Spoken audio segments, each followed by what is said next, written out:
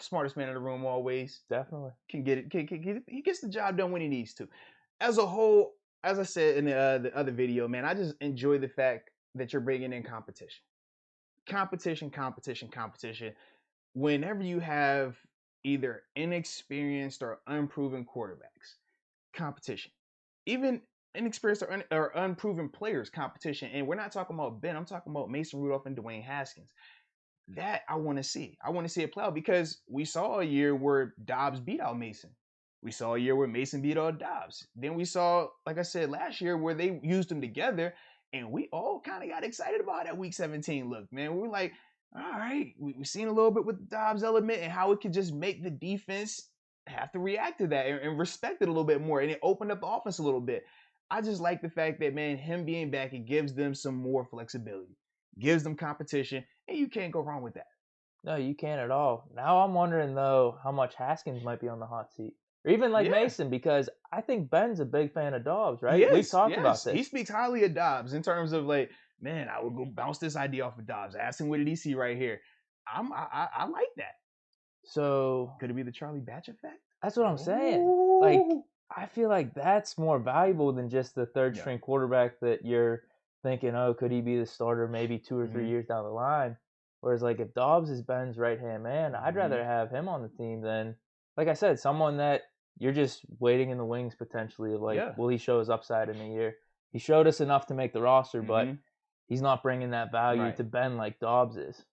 So that's one of the main reasons I like it too. No, man, to me, it's just you can't go wrong with this because you already have your main guy. If we were missing Ben and we're now trying to figure out who's going to be the 17 game starter or who's going to be the face of the franchise going forward, different conversation. But for what we're talking about in terms of who's going to be the number 2 guy or number 3 guy, I like Dobbs in that mix. I like that a lot because we know he's familiar with the system. We've seen him have success at times. And we know he's still a high pedigree guy in terms of playing in the SEC, so it's never going to be too big for him. And the kid, like I said, he's smart, super smart. One of the smart, probably the smartest person I know. It's up there. It's, it's debatable. What are the rules like this year? Is it similar to last year, like practice squad stuff? Oh, the extended practice squad because of COVID, like that veteran practice. Yeah. I'm not sure how they're gonna do that. Yeah. Yeah. So, what if either or, whether it's Dobbs, Haskins, and Mason? I'm guessing they wouldn't put Mason on the practice squad. Well, think about if maybe, but either way, they did the vet thing is just. But the problem is when you put them on a practice squad, other teams have a chance to get them. I do think a team would probably go for Mason a little bit more than Dobbs right now in terms of one is just a pro style passer, right? So some teams and even like the Steelers, whenever we brought him in, we're saying like, oh, he's the first round guy. So I just think like you can't let him sit out there.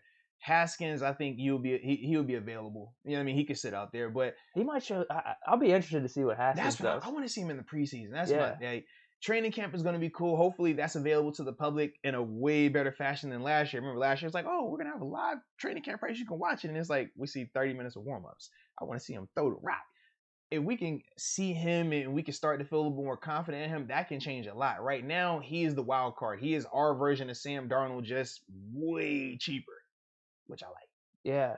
So let's say in this scenario, Haskins and Mason show a lot of upside in the offseason. They're like, we got to keep him on the roster. Yeah. And we have to cut ties with Dobbs, but maybe it's like he goes on the practice squad. Can he still be on the roster on Sunday, be on the sideline, something like that?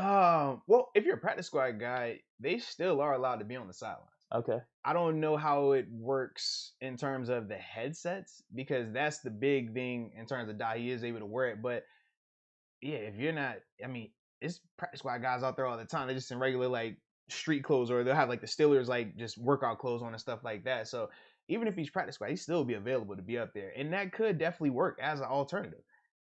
It could. Yeah, it's a lot on Haskins though, because like if he shows some upside and you're just like, wow, maybe down the line he could be either.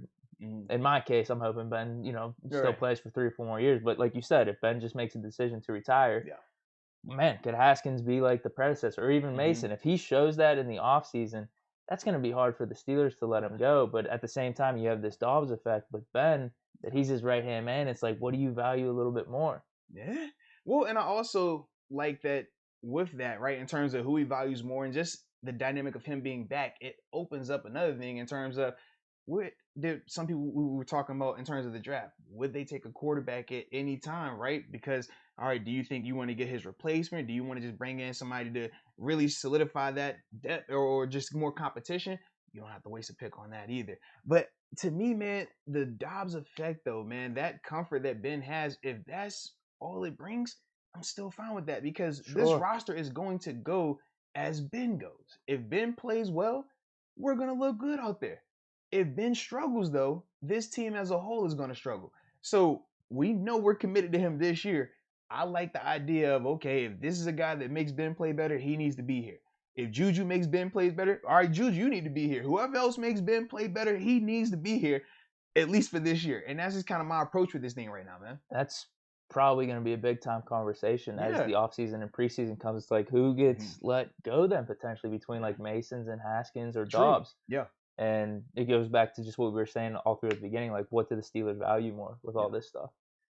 Because if you're looking at it from a 2 or 3 year standpoint, maybe you're more apt to just keep Mason and Haskins depending on how they play. But then if you're just thinking like, man, Ben loves Dobbs, and we know Ben's going to be the starter this season, let's roll with Dobbs. Yeah. Now, something that but it may just play itself out anyway, where it's like not even a discussion. But I'm sure we're going to be talking about this more. Well, and something that also is going to make it a little interesting as well. I saw this in the comment section as well. Shout out to Moneybags. I don't know if it's official yet, but just the soft strike that's been going on in terms of the players not reporting for OTAs. So we've been seeing multiple teams go about putting their little statements out from the players and stuff like that. That is happening, right? So with that being the case in Pittsburgh, now I do like it even more that Dobbs back because if you're not having an off season, right, no OTA work in terms of coming into the facility, I like guys who are familiar. I like familiarity. I like older players or just non-rookies, right? Because we know how tough it's going to be if you're not getting that time frame, right?